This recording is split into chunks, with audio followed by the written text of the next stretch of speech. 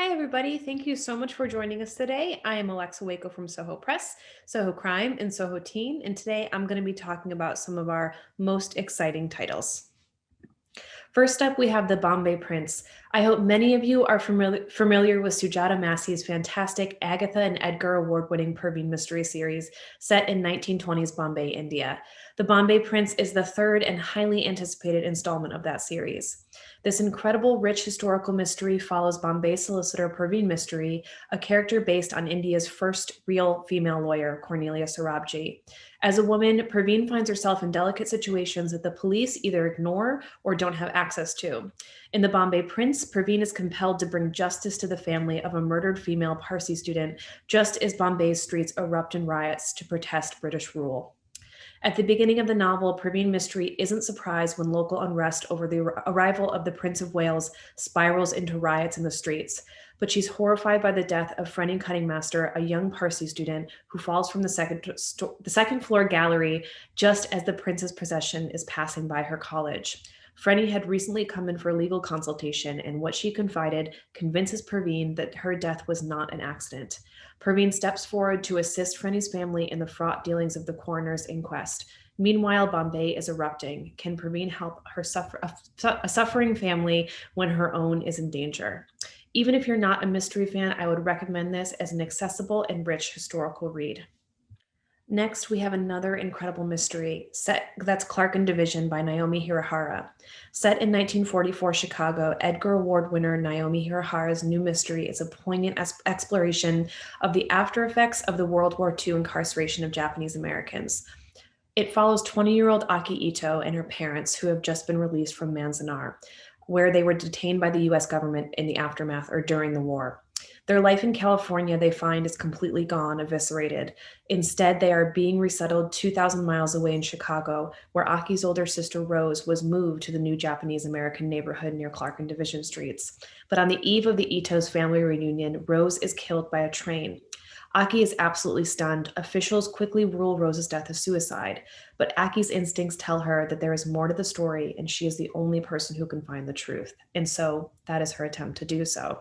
Inspired by historical events, Clark and Division infuses an atmospheric and heartbreakingly real crime fiction plot with rich period details and delicately wrought personal stories that Naomi Hirahara has gleaned from 30 years of research and archival work in Japanese American history. Clark and Division has received so much well-deserved praise already from many literary luminaries, including Attica Locke, Michael Connolly, Sarah Paretsky, and even George Takei. This is absolutely a must-read for crime fans and historical fiction fans alike. After that, we have another very compelling crime read, which is The House of Ashes by Stuart Neville. Stuart Neville is often known as the King of Belfast Noir. He has been recognized by too many accolades to name, among them the Los Angeles Times Book Prize and the Edgar, McCavity, and Anthony Awards. His upcoming novel, The House of Ashes, is a psychological thriller perfect for fans of Gillian Flynn and Tana French, and I don't make those comparisons lightly. That is a well-deserved comparison for Stuart. The House of Ashes is a haunting story of a Northern Irish murder 60 years buried. And yes, there is also a ghost. The story follows Sarah, whose husband Damien has moved them to his native Northern Ireland for what he has deemed a fresh start in the wake of Sarah's nervous breakdown.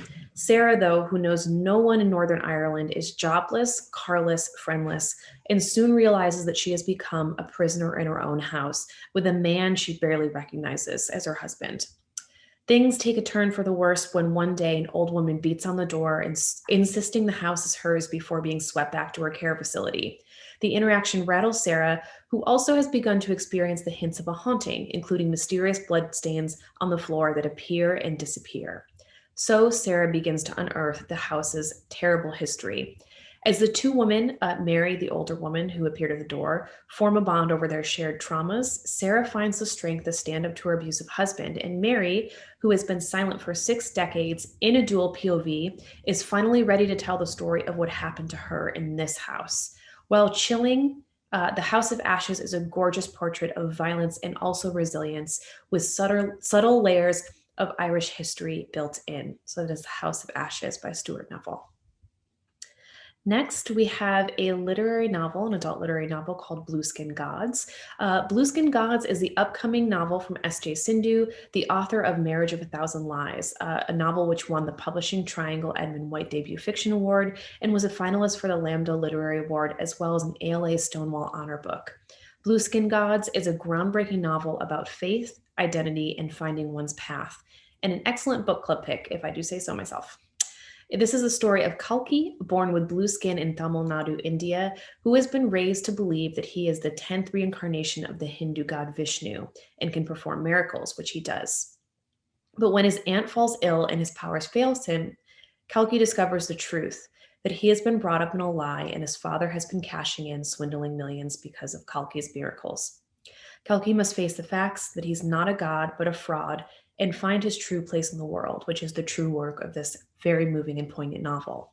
As a young man, he travels from his ashram in India to the United States, where he plays in the band Blueskin Gods and attempts to come to terms with his true identity and find his place in the world. S.J. Sindhu is incredible at writing stories of identity and self-discovery, making them both internal and moving and poignant, especially when it comes to complex questions that involve faith, nationality, and queerness, spaces that Kalki navigates while figuring out who he is. In the words of Roxane Gay, which I want to leave you with about this novel, the richness of the story will take hold of you and never let go. So that is Blueskin Gods by S.J. Sindhu. Next up, really quickly, I want to talk about some of our paperback picks. The first one is This Time Next Year We'll Be Laughing by the New York Times bestselling author of the Maisie Dobbs series, Jacqueline Winspear. It is a deeply personal memoir of her family's resilience in the face of war and privation. It tackles such difficult family memories as her paternal grandfather's shell shock, her mother's evacuation from London during the Blitz, and her own childhood working on farms in rural Kent. It is a heartfelt portrayal of post-war England we rarely see and of working class indomitability. It is rooted in the durability of strength of the human spirit and makes for the perfect book club choice for this reason. It does feel perfectly suited for our times. Next up, we have 3 Hours in Paris, which is our smash hit of the year and written by author Cara Black, who is well known for her Amy LeDuc mystery series. This is set in Paris during the Nazi occupation and speculates about a fascinating historical point. It is well documented that Hitler came to Paris only once during the German occupation and only spent 3 hours in the City of Light before abruptly leaving for an unknown reason. The reason imagined here is that an American riflewoman named Kate Reese attempted to assassinate the Fuhrer on a covert Allied mission. Widowed Kate, who lost her husband and child in a German bombing, has good reason to take up the mission when she's recruited by a British spy network, but her assassination attempt quickly fails, and she realizes that it was all a setup. But by who and why? The cat and mouse stories continues across Paris as Kate fights for her life. This thrilling read is another great book club pick. Lastly, we are staying in Paris for another thrilling romantic adventure, this time by New York Times bestselling author Samira Ahmed, Mad, Bad, and Dangerous to Know. Told in alternating narratives that bridge centuries and continents, it follows 2 young Muslim women fighting to write their own stories. Specifically, in the contemporary plotline, it follows Khayyam, who is searching for a Raven Trust lady who appears in the work of Dumas, Delacroix, and Lord Byron, and who may have been erased from history. 200 years earlier, Layla, that real Raven Trust woman, is struggling to survive and keep her true love hidden from the Pasha who has gifted her with favored status in his harem. Their lives intertwine, and as one woman's long-forgotten life is uncovered, another's is transformed. If you like smashing the patriarchy while enjoying a delicious French pastry, this book is for you. And that is it for me today. Again, that is Alexa Waco from Soho Press, Soho Crime, and Soho Teen. Thank you for joining us, and we hope to hear from you soon. Hope you enjoyed this publisher presentation. If you'd like to see more book group speed dating, follow the link in the description and find more on readinggroupguides.com.